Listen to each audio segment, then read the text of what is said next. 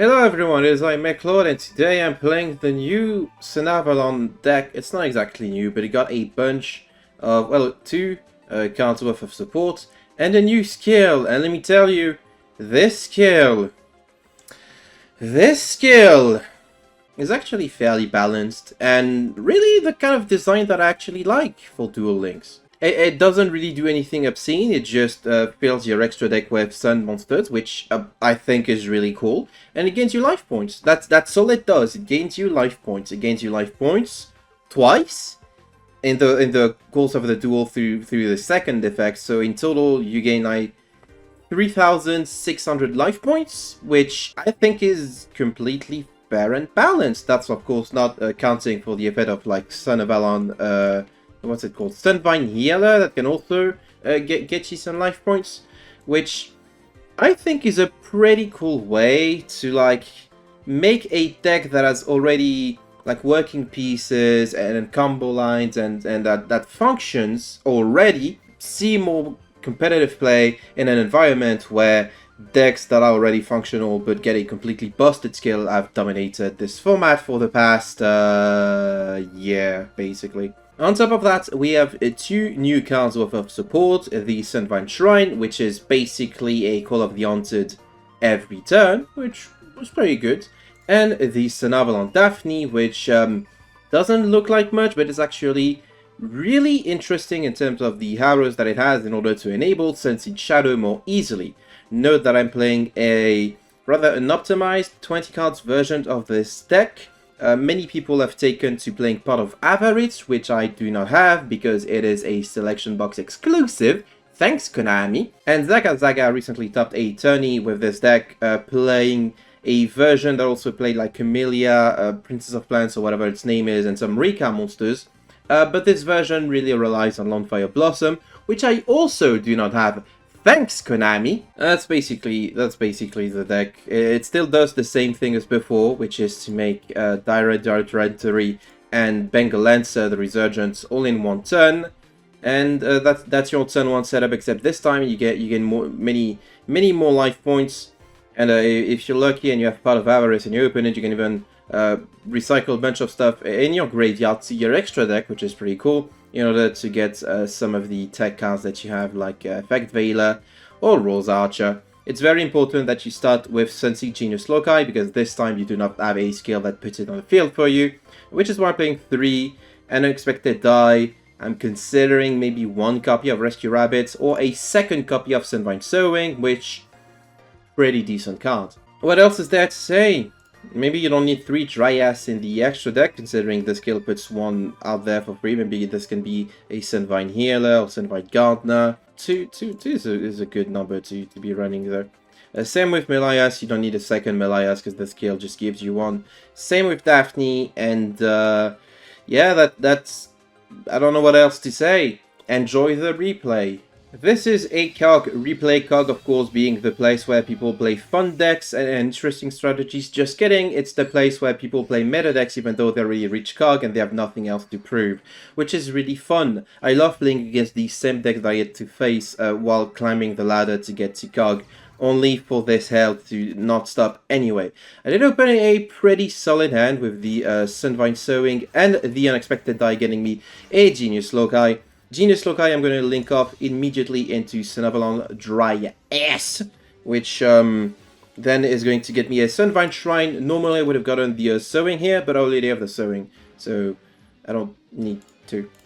I'm going to activate the Sunvine Sowing, getting a Sunseed Shadow. I want to get the Sunseed Shadow rather than the Sunseed Twin, because the Sunseed Shadow is going to represent a free link to, which is pretty important.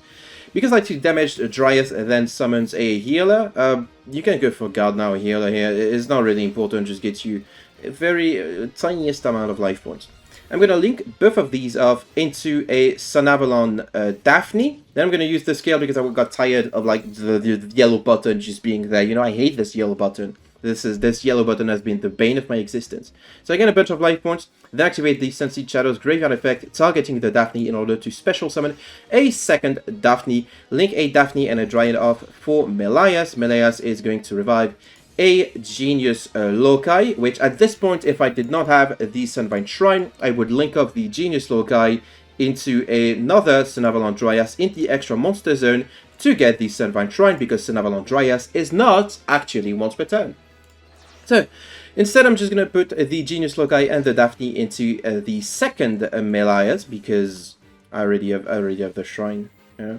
That's kind of a brick. Well, it's not a brick. It's not even a garnet, it's not that bad if you open it. Anyway, I'm going to link up the Melias and the Genius Loci into Bengal Lancer, the Resurgent, then Melias and Bengal Lancer into Sunavalon Dryatrentia. Sunavalon Big Mother Tree. Wow! There it is. It's going to go into my extra monster zone. It's going to get me the Sunavalon Bloom, which is still crucial to this deck's game plan. Then I'm going to banish 2 Daphnes in order to bring back the Bengal Lancer. Set to pass. So my turn 1 setup is basically, well, this doesn't do anything. This is a single targeted bounce. This is basically a skill drain for the monsters currently on my opponent's field.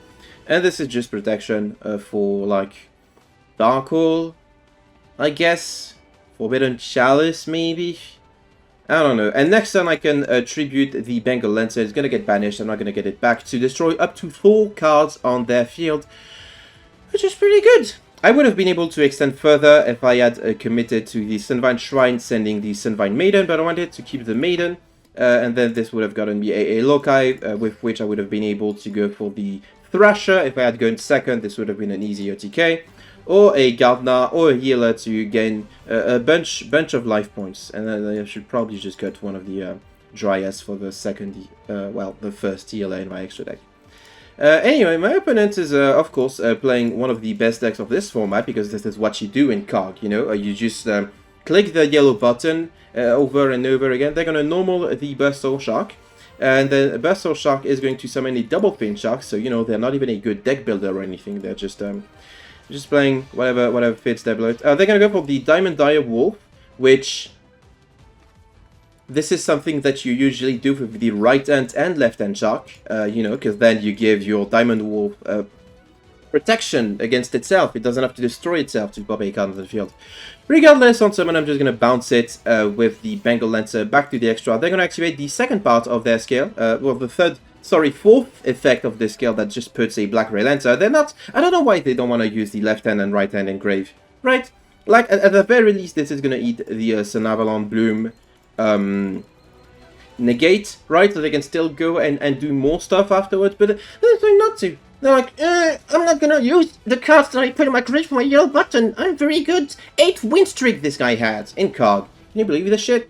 Anyway, play Black Relancer. Wow, they're gonna activate the skill. Oh, no, get attach something to it. Then they're gonna use the effect to try and target my well, they did target the Sunavalon Dryatrentia with the Black Relancer negate effect. I don't know why I didn't use the Sunvine Maiden here, because I could have, and I just clicked no. I chose not to. I was like, maybe I got like infected by his bad player spirit. You know, maybe he is so garbage that it's like sort of seeped into me to be garbage and not to use the cards at my disposal. Very interesting that this happened, though. Anyway, they're gonna go for your Topic Relator, go to Battle Phase, they're gonna activate the effects to negate everything. I'm gonna chain the Sunavalon Bloom. I'm gonna use the Sunavalon Bloom effect in Damage Calc and the Sunvine Sowing to keep my Giant to Dry, and since they put nothing else on the field, I'm just gonna go for Lethal, because they are a really good player that got to COG, and if this person can get to COG, surely everyone can. Because this was the worst showing of the deck I have ever seen. All in all, Duel Links in 2024, everyone. This deck is really cool. It's basically a planned turbo list, somewhat akin to the one that you'd be playing in the TCG. Shout out to Sunseed Jazz, by the way, for being the greatest mind behind this game that recently quit because this game is garbage. Yeah, this you can play this with Freakers, like I mentioned, Zaga's list.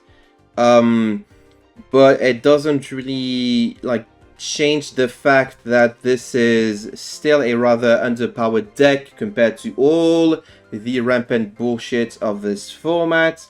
that I hope, without coping, that a future ban list will address, like I've mentioned in my ban list wishlist video. And if it does not fix this format, and we do not get scales that are designed to be more like this scale and less like the dog shit Yugi scale that they're planning on giving us really soon, that just says a bunch of dumb shit, I'm probably just gonna quit the game at this point. Like, I'm not having fun playing Duel Links anymore. This is not a fun experience, and you're actually punished for trying to come up with something innovative, or even just rogue. I'm not pretending that this is innovative. This is like not a very creative list. But I've seen Duel Links Alpha make a Sharks deck that turbos out Fortune Teller, and I thought, wow, that's actually pretty cool. But then you just get punished because every single deck in this format can click yellow button to get access to non-targeting removal. Isn't that fun? So yeah, Duel Links is a bad video game, but this is a fun deck that you can play in Duel Links. I don't think it's too expensive, because like this is an SR in a main box, this is the SR, the same main box. Oh, these three are going to be costly. Oh, you definitely need these three. But I think they're available in a structure deck now, right? They're available in, yeah. Not that you should get it, but Dream Tickets exist. You can get it through Dream Tickets, I just realized. And box chips. And then, you know, the Suit of Traps. This is a free-to-play card. Yeah, this deck is incredibly cheap, incredibly fun to play. Doesn't hold a candle to the completely broken tier yellow button turbo skills deck that we have out there. Thank you all for watching this video. Thank you in particular to Dingust, Aldish Boys Zero, Zinnia, Jimmy and Yannick for their support on Coffee. I am wearing the Muse shirt again, and it's hard again, but I swear these are not like sweat stains. I swear that the shirt's design is just like this. Look. I don't know if this is proving anything. What's your favorite Muse song, fellow Muse fans? Let me know in the comments. Mine is probably Plugin Baby, I think. Thank you once again for watching the video. Take care, everyone, and I will see you all next time.